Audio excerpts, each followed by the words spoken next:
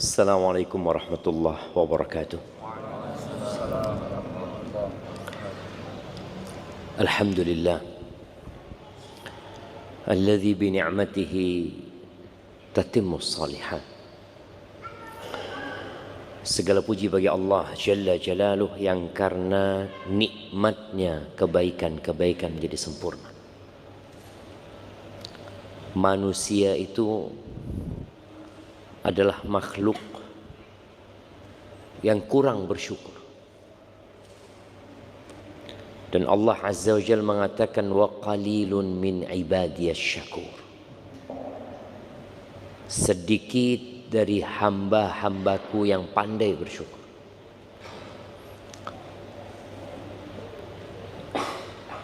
Ada seorang tabi'in, Abdullah bin Umair kalau nggak salah namanya.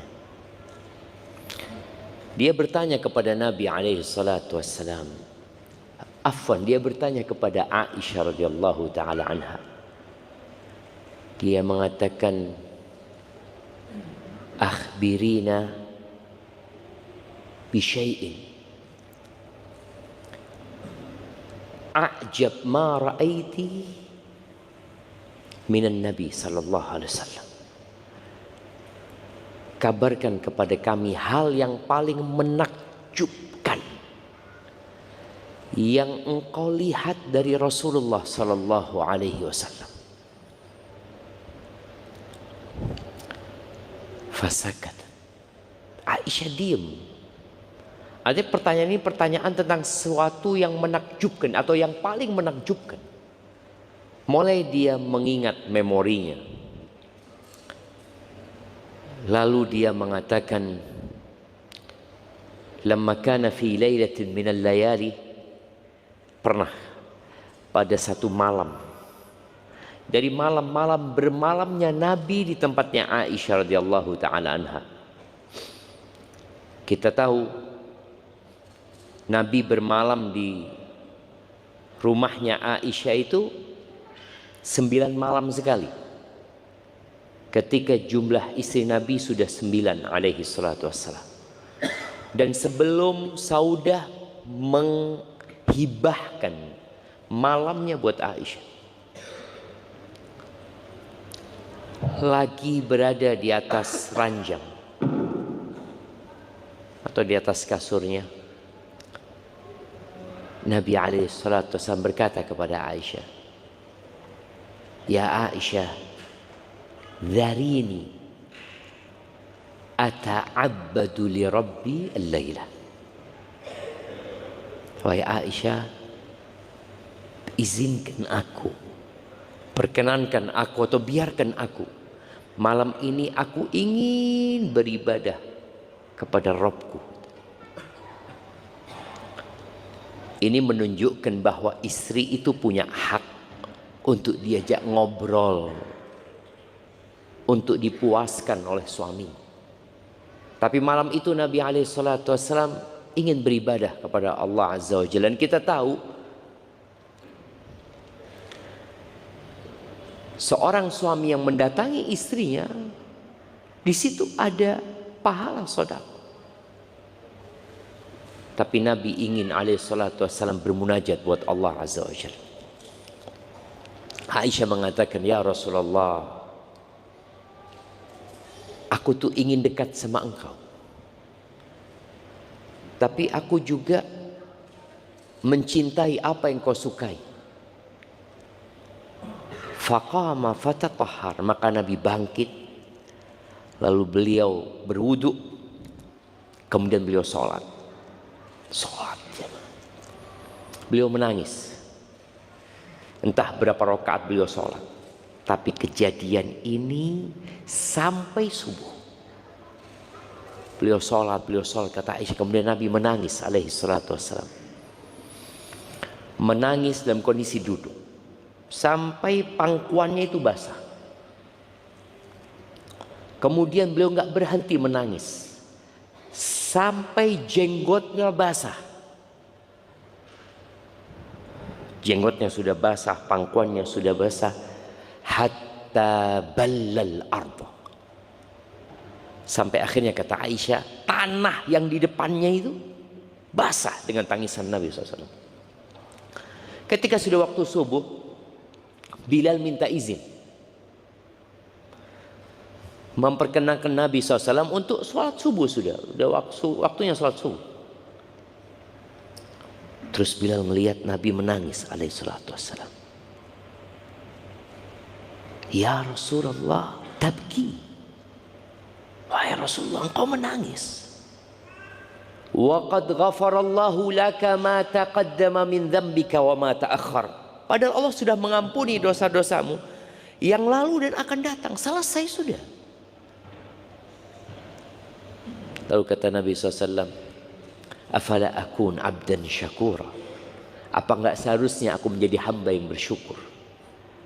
Telah Allah turunkan kepadaku malam ini, kata dia, sebuah ayat atau beberapa ayat,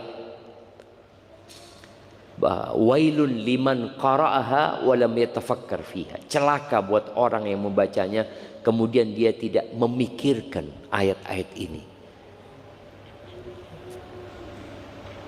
Apa ayatnya? Inna fi ikhtilafil laili wan nahar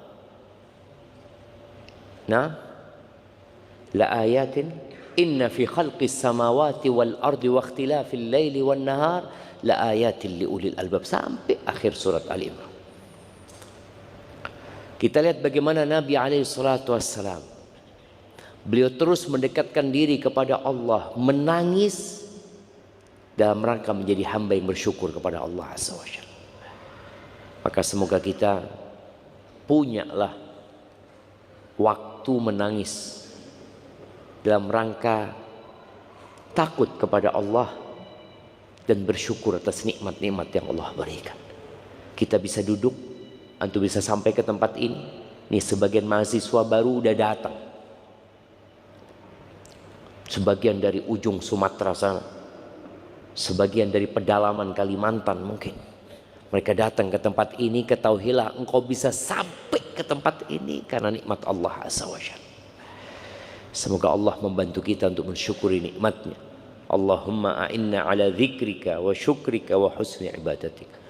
Allahumma salli wa sallim ala abdika wa rasulika sayyidina wa maulana Muhammadin wa ala alihi wa ashabihi ajma'in. Ya Allah, semoga salawat dan salam, berkah dan nikmat senantiasa engkau curahkan untuk hamba kekasih-Mu, untuk baginda Nabi kita Muhammad alaihi salatu wassalam, untuk keluarga beliau, untuk istri-istri beliau, untuk putra-putri beliau, dan untuk seluruh sahabat Nabi. Semoga Allah meridhai kita bersama mereka. Pekan yang sebelumnya kita membahas tentang ar-raj'ah, tentang rujuk. Bagaimana seorang wanita yang diceraikan oleh suaminya, kemudian suaminya ingin merujuknya. Dia tinggal dirujuk dengan ucapan, dan tidak memerlukan saksi. Jadi merujuk istri di masa iddahnya itu nggak perlu saksi. Cuma ada satu pembahasan yang terlewat pada pekan lalu itu, bagaimana kalau terjadi pertikaian antara suami dan istri. Suami mengaku, aku rujuk dia sudah, aku sudah rujuk dia. Lalu istri mengatakan, enggak, dia belum merujuk. Ucapan siapa yang diterima? Ucapan suami apa istri? Nah, suami. Iya, para ulama menjadikan pembahasan ini dua perkara. Apabila pertikaian itu terjadi sebelum masa iddahnya habis, maka ucapan suami. Masa iddahnya masih ada, nggak perlu rujuk lagi gitu maksudnya. Aku sudah rujuk engkau. Kalau dia belum rujuk, ya tinggal rujuk gitu. Maka ucapan suami, apabila masih dalam masa iddah. Tapi disebutkan apabila masa iddahnya sudah habis, lalu sang suami berkata, enggak, ana sudah rujuk dia kemarin. Sebelum iddahnya habis, kata istri, belum. Ucapan siapa yang diterima? Kalau masa iddahnya sudah habis, maka disebutkan fal qawlu qawlul mar'ati ma'al yamin. Maka yang diterima adalah pernyataan istri, tapi harus sumpah. Harus sumpah. Kenapa? Karena pada hakikatnya istri yang tahu kapan masa iddahnya habis. Suami kan nggak tahu. Apalagi kalau berkaitan dengan datang bulan. Istrinya suci kapan, datang bulan kapan. Kondisinya mungkin sang suami di luar rumah. Jadi nggak tahu istrinya sholat, nggak sholat gitu ya. Ketika datang bulan itu. Maka para ulama menyebutkan dalam hal ini perempuan yang lebih tahu dengan kondisinya, maka ucapan perempuan yang diterima tapi plus sumpah. Baik, ahibati fillah. Kita masuk ke pembahasan khulu ya. Khulu ini ketika seorang wanita melepaskan dirinya dari suami dengan tebusan. Ada wanita yang minta cerai kemudian diceraikan oleh suaminya. Apakah itu masuk khulu? Enggak. Ceraikan aku, Mas. Iya, engkau aku ceraikan. Apakah itu khulu? Bukan. Khulu itu ketika seorang wanita melepaskan dirinya dengan tebusan, atau suami yang menawarkan kepada istrinya, engkau mau cerai, oke, aku lepas engkau atau aku tanggalkan engkau, aku khulu engkau, tapi kembalikan mahar. Kata istri, oke. Maka itu yang disebut dengan khulu. Hak cerai itu ada di suami. Wanita punya kesempatan untuk khulu, untuk menebus dirinya. Maka jamaah, jangan salah pilih istri, dan para istri jangan salah pilih suami. Asma bintu Abu Bakar, dia pernah membuat sebuah pernyataan agar para orang tua tidak salah memilih menantu, dan agar para wanita tidak bermudah-mudahan memilih suami. Dia mengatakan an-nikahu riqqun falyandur ahadukum inda man yariqqu karimatahu. Nikah itu seperti perbudakan. Ya tadi itu, perempuan nggak bisa tahu-tahu nggak suka sama saya, sudah anak pergi, nggak bisa. Ada ikatan yang tidak bisa dilepas kecuali dengan akad. Riq, perbudakan. Maka hendaklah setiap orang melihat kepada siapa dia jadikan putrinya, adiknya budak.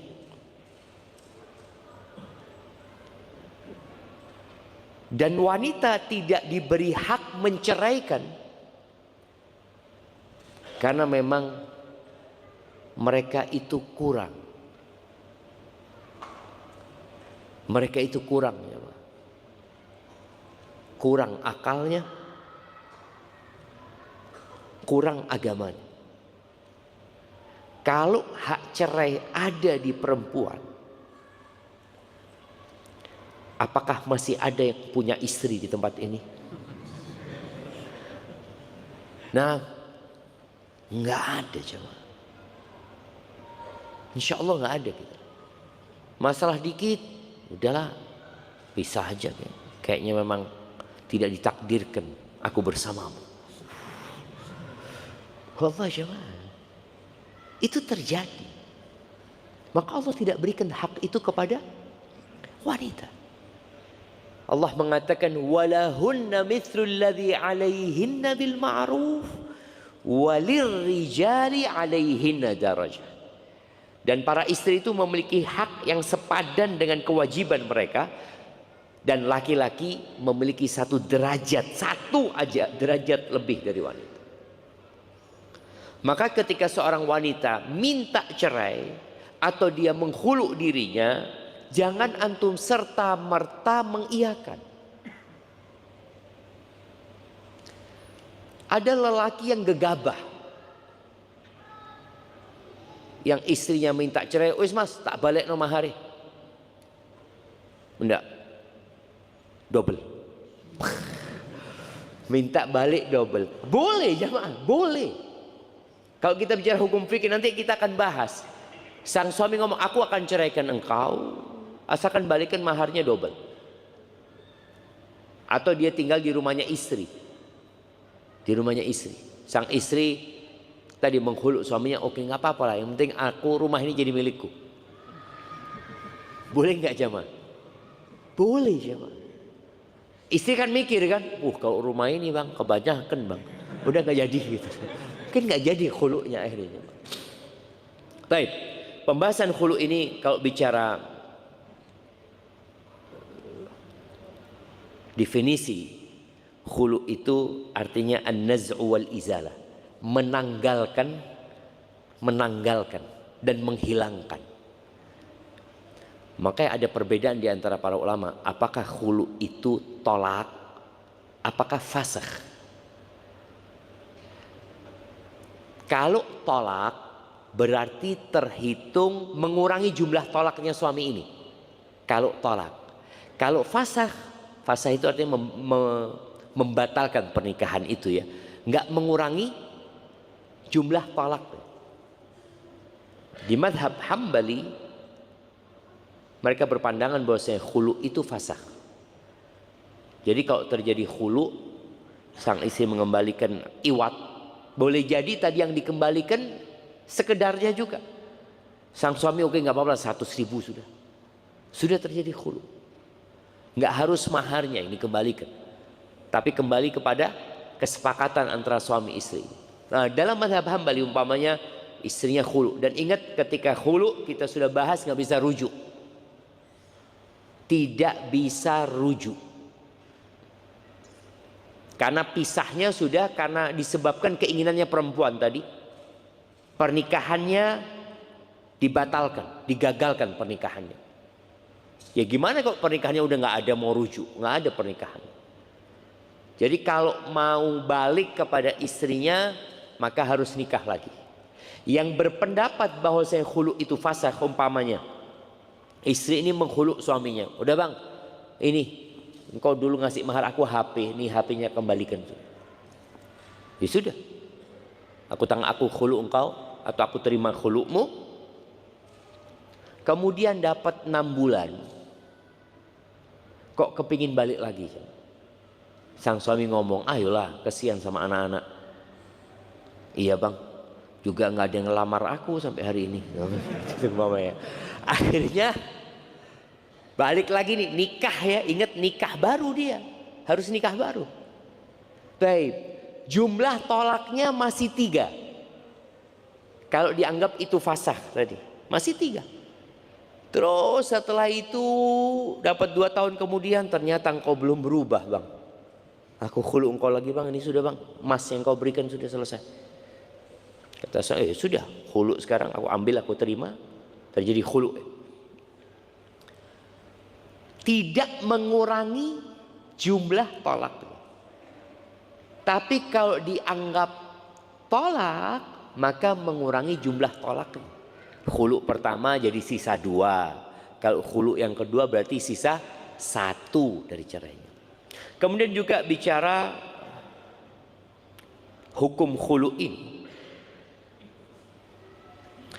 Pendapat jumhur ulama, bahkan bisa dikatakan ijma, boleh khulu itu dari istri kalau memang dia sudah nggak kuat gitu loh, ada alasan syar'i yang membuat dia melakukan itu kepada suaminya.